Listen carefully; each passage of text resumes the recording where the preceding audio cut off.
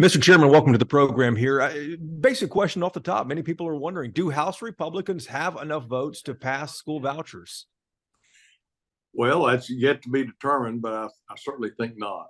Uh, I think there's a large number of Republican representatives and Democratic representatives that want to see our public schools funded fully.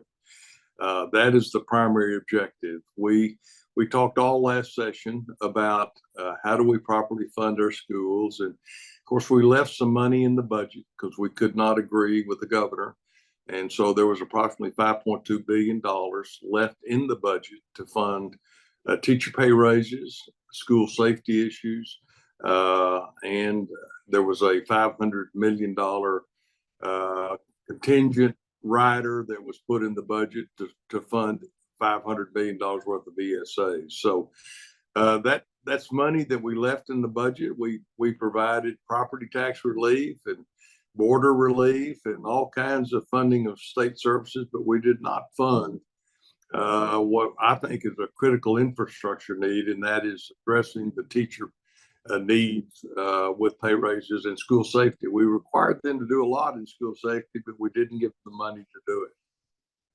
Let me ask you about that. The House did reach a compromise. House Republicans did a bill that would allow limited vouchers, but the bill also calls for more money to the basic allotment to public education and a pay raise for teachers. Did that have any support among rural Republicans? Well, let me kind of give you a little background. Of course, the Senate passed over SB 1, which is the $500 million ESA program.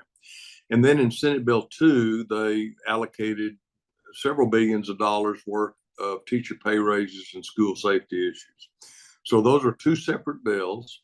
The governor's call said that he would only allow the issue of ESAs to be discussed before he would talk about school funding. So that has been problematic from the start for the Texas House. We have different ideas on how and when we should fund our teachers and our schools. So Chairman Buckley has done a magnificent job of trying to listen to all various stakeholders in this matter. He's worked closely with the governor's office. He's worked closely with a number of House members that are very much policy oriented here in the House, folks that are well respected in their knowledge of public education and how we fund public education. And so they've been working together to try to find or craft together a bill that they think might have a chance of, one, getting out of committee.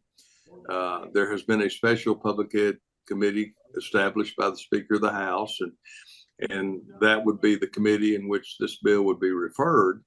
And so Chairman Buckley is, to his credit, has been working very diligently in trying to find a pathway forward that would balance school funding, which we all deem important, along with a limited ESA program that he thinks could get out of the committee and might have a chance on the Texas House. And so kind of the negotiations broke down, I believe, and so he, in the interest of time and allowing for further discussion, filed HB 1, which is the House's version of what might be possible with regard to funding our schools, funding school safety, policy relating to A through F, the testing, establishment of a commission that looks at our accountability system.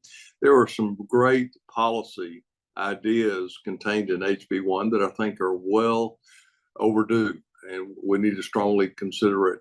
And a lot of parents are concerned about the testing. A lot of administrators are concerned about the state keep moving the goalpost. And so House Bill 1, I think, is a policy reflection of a lot of issues that the House deems important to this discussion and are contained in one, rather, and I will call it an omnibus bill, but it contains a lot of different issues. So does HB 1 have support of rural Republicans? Well, we've not had the opportunity to discuss that. It was only put forth and filed last week by Chairman Buckley. I will tell you that after my discussions with a lot of House members, we clearly support more funding, and not just the funding that was contained in the original budget passed during the session, but an increased funding level. You know, it's been our position that we have never, this state has never properly funded education. We have always, I've been serving since 2007, and every year we argue about how do we get more money to fund what I consider to be the education of the most critical infrastructure in this state, and that's our children. And so there's always been an ongoing debate about the level of funding for schools. There are some that, quite frankly, want to starve the beast. They object to public schools. They call them government schools, and they want to decrease the funding. And so that's been a constant struggle, certainly over the last 2 decades. One year, after an extremely poor economic cycle, this state cut $5 billion out of the education budget in 2011. So we have a history of giving, and we have a history of taking away.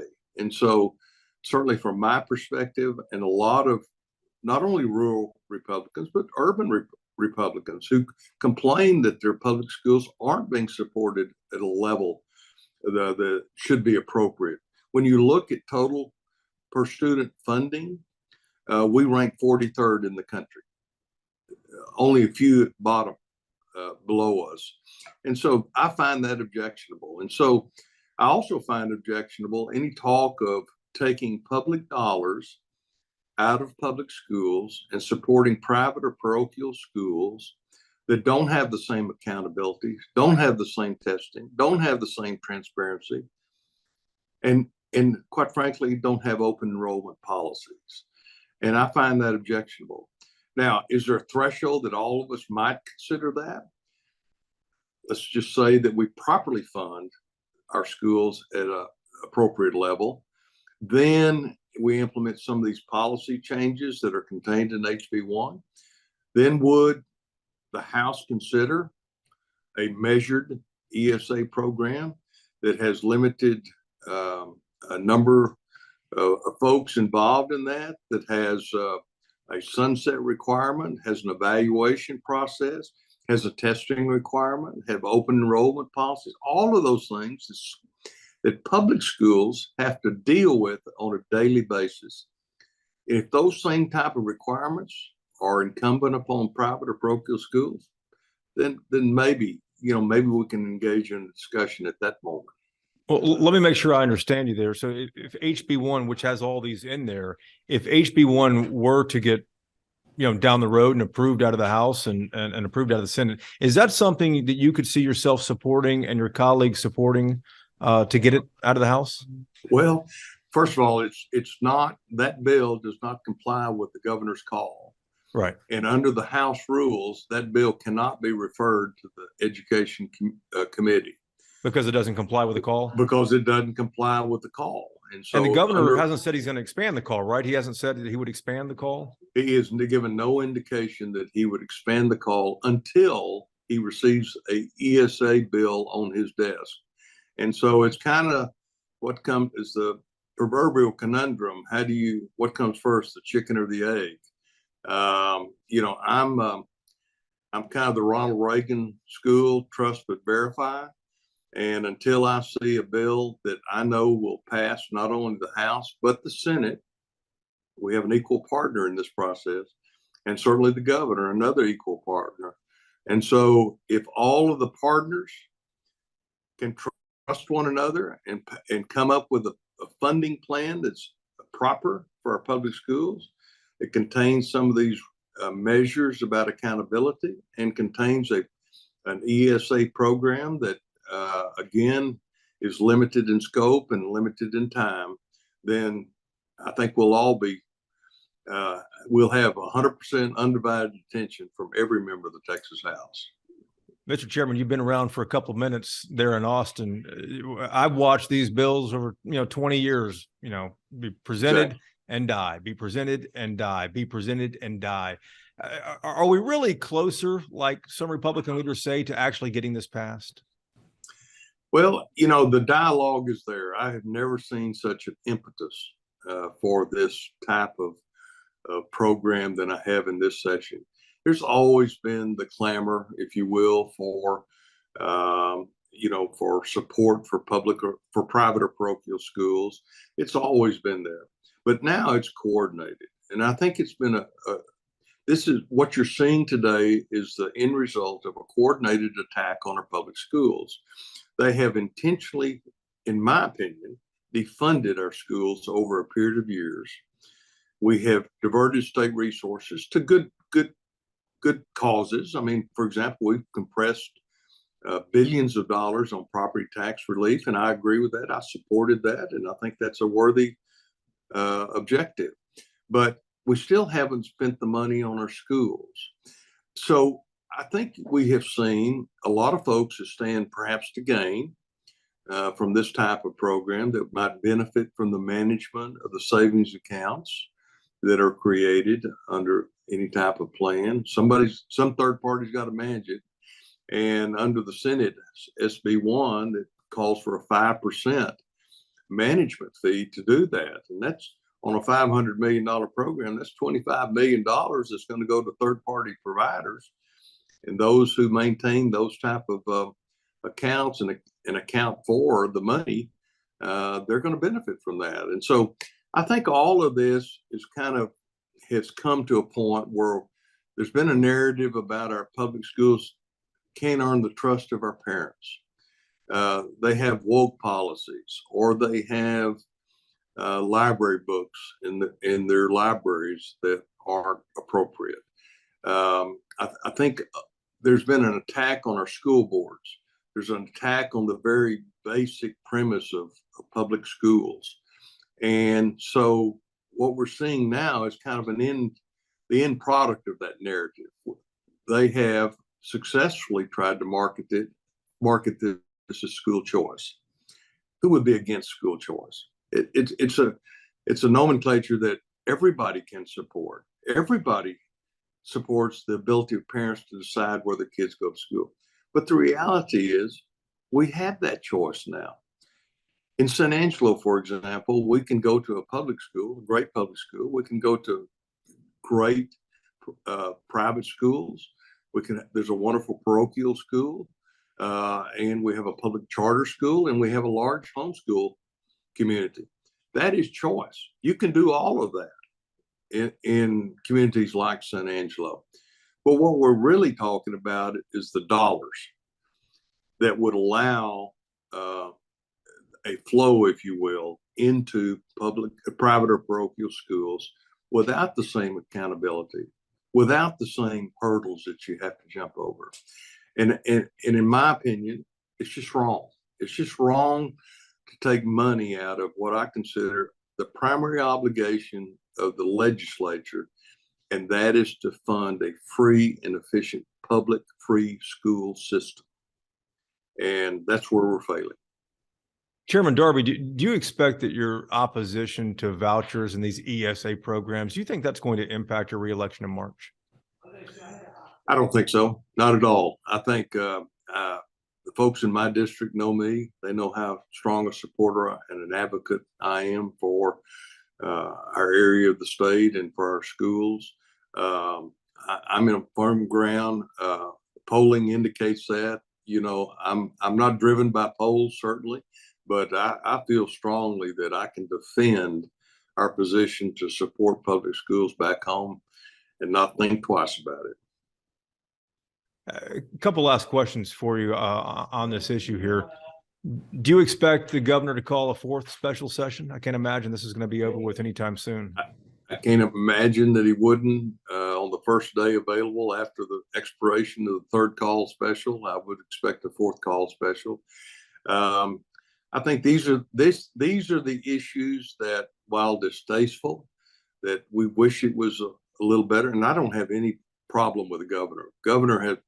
He's a Republican governor. He's a friend over the years, and I support Governor Abbott. We just differ on this policy. He is committed to a policy idea.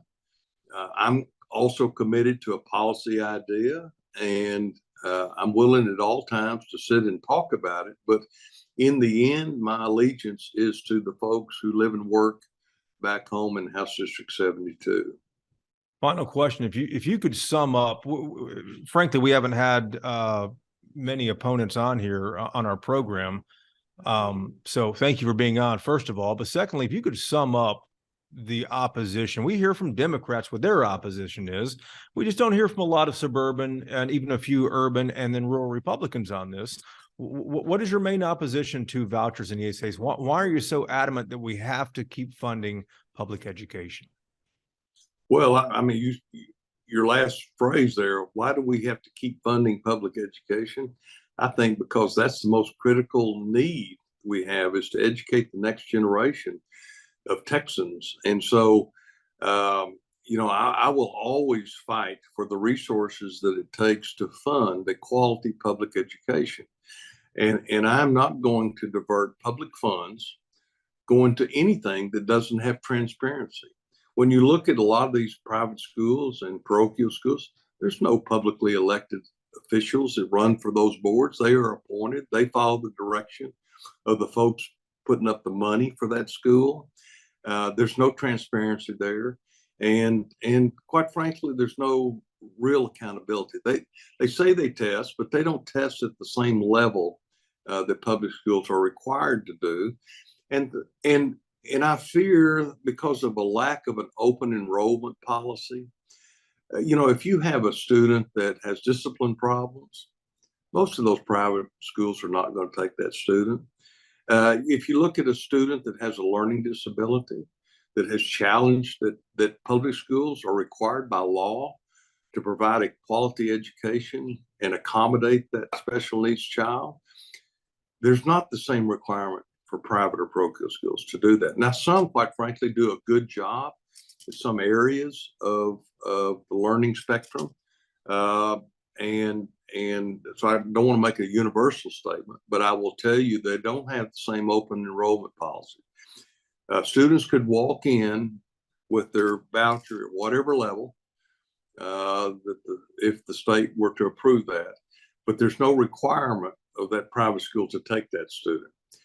That student may not look like other students at that school or act like other students. And so they have the ability to refuse admission for that student.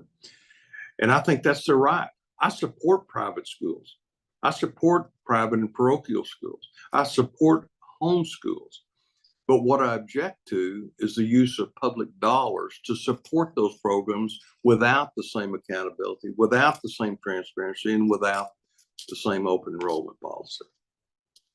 Mr. Chairman, we appreciate the time and the explanation. Thank you, sir. Jason, thank you for being here.